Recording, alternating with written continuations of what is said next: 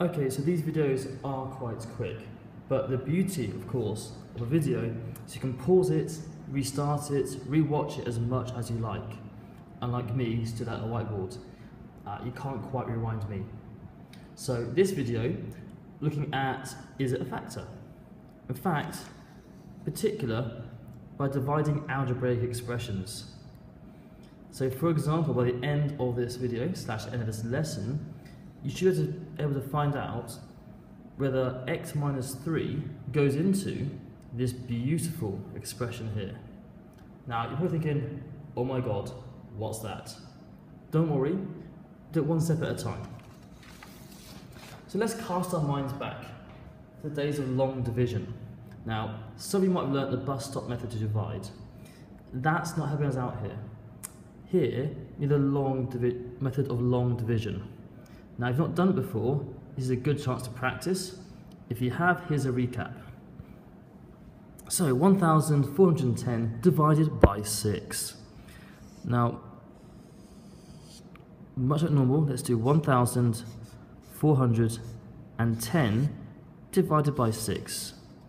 Now, don't be tempted to jump into the bus stop method right now. I need you to practice this to get an understanding of what's going on. So, the first thing we look at is, well, how many 6's go into a hole? You know it doesn't. So how many 6's go into 14? Well, we know 2 times 6 is 12, so it goes in twice. And so 2 times 6 is 12. What we're going to do is subtract 12 from 14, which is 2. So there's 2 left over. Now in the bus stop method, you'd write it up here. But instead we're going to work down the page instead. And let's bring the 1 down to there. How many 6's in 21? Well, we know 3 times 6 is 18. So it goes in 3 times. And again, to check our remainder, 21 subtract 18 is 3. Now let's bring this 0 down. So rather than writing the 3 up here next to 0, bring the 0 down to where the 3 is. How many 6's into 30? Well, we know 5 times 6 is 30, goes in exactly 5 times, with a 0 left over. So our answer to 1,410 divided by 6 is 235. What I want you to do now is, even if you can already use this method, or if you can't, just spend a few minutes to do these 3 sums. Pause the video, have a go, and see if you're correct. Right, now you've tried that, let's check the right answers. 6. And finally,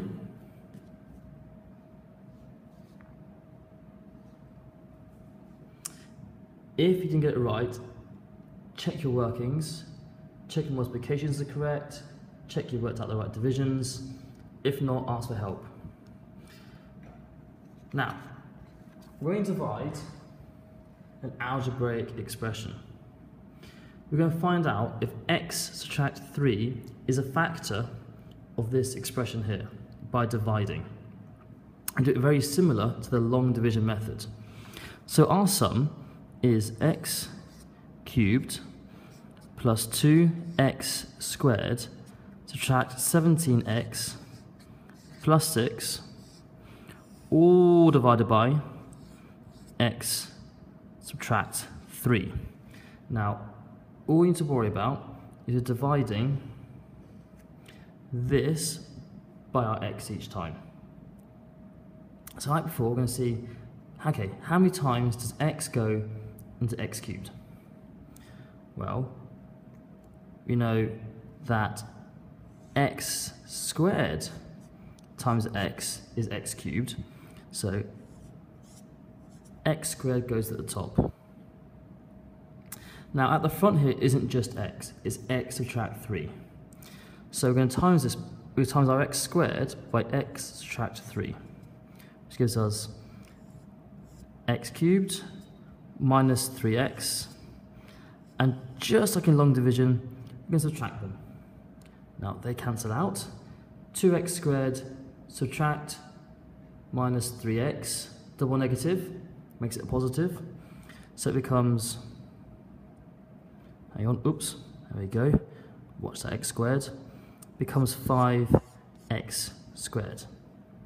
Everyone makes mistakes. Make sure you just check your workings the whole way through. Next bit. So we're going to bring this section, so rather than put this up here, we can bring this down.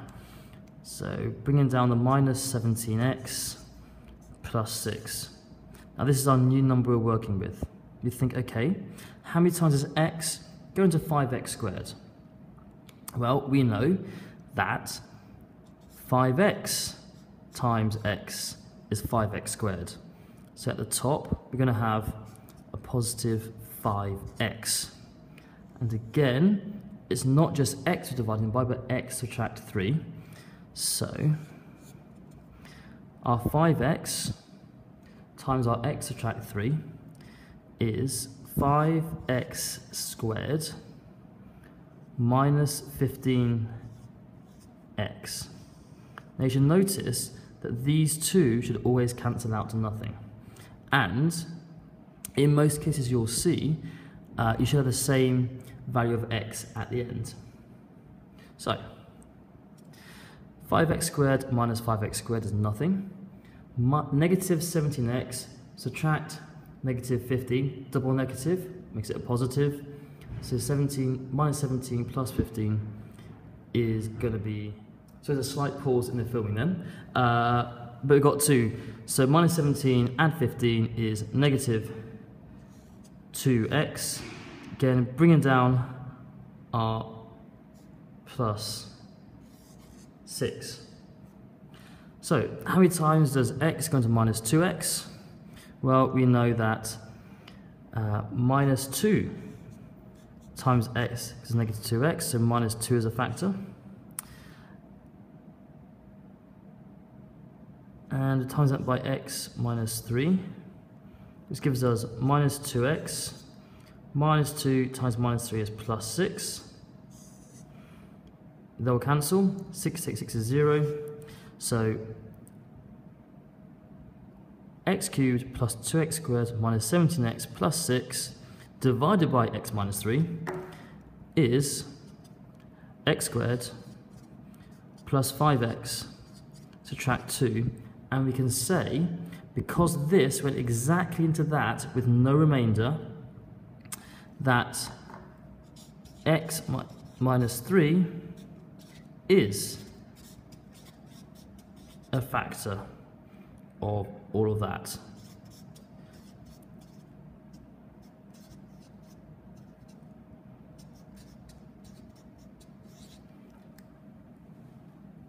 Okay, what we're going to do now is take a step by step, have a go at this one here. I suggest what you do is you write this down, rewind back 3 or 4 minutes, and follow me step by step through this one and apply it to this scenario. Then just check if you're right.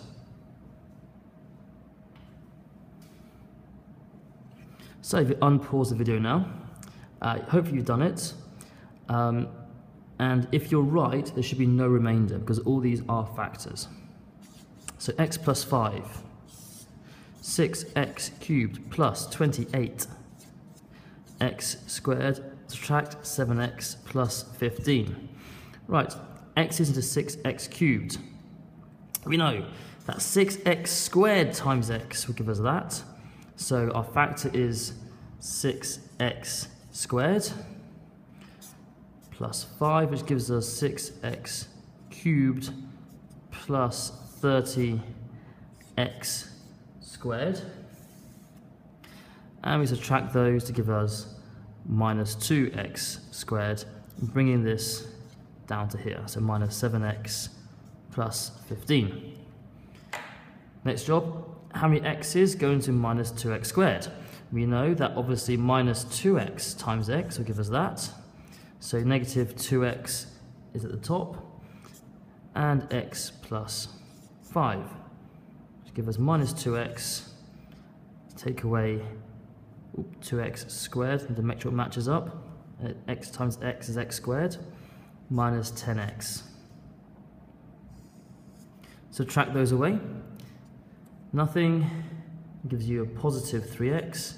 Again, bring this down. How many x's go into 3x? So, goes in 3 times because 3 times x. So we've got plus 3. So timesing our 3 by x plus 5 is 3x plus 15. Subtract them, they cancel out. So your answer should be that. And it is indeed a factor because you have no remainder at the end. You might be thinking, oh hang on, what if this isn't just an x? Well, you'd apply the same principle, but don't worry, because for the time being, all you're going to see and deal with is a single x by itself. And give yourself a massive big tick if you got this correct, and an even bigger tick if you got it wrong, did it again and persevered to get to the right solution, or in fact just asked for help. Perseverance is the biggest factor of success in any maths class, and there is no mathematical genius who's never had to persevere at some point.